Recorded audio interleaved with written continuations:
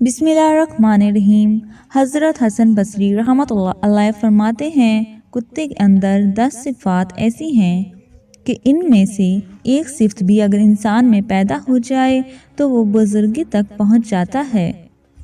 1، کتے کے اندر قناعت ہوتی ہے، جو مل جائے اسی پر قناعت کر لیتا ہے، راضی ہو جاتا ہے، یہ قانعین اور صابرین کی علامت ہے۔ 2، کتا اکثر بھوکا رہتا ہے، یہ صالحین کی علامت ہے۔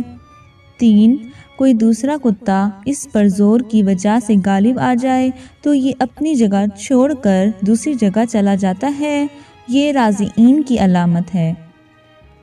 4، اس کا مالک اسے مارے بھی تو اسے چھوڑ کر نہیں چاہتا، یہ صادقین کی علامت ہے۔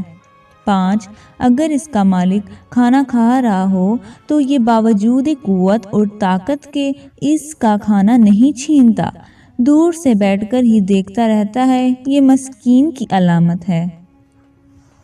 6، جب مالک اپنے گھر میں ہو تو یہ دور جوتے کے پاس بیٹھ جاتا ہے، ادنی جگہ پر بلا عنوان راضی ہو جاتا ہے، یہ متفقین کی علامت ہے۔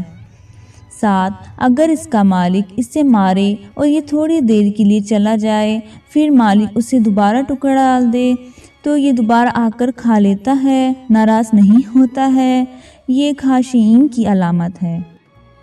8، دنیا میں رہنے کے لیے اس کا اپنا کوئی گھر نہیں ہے، یہ متوکلین کی علامت ہے۔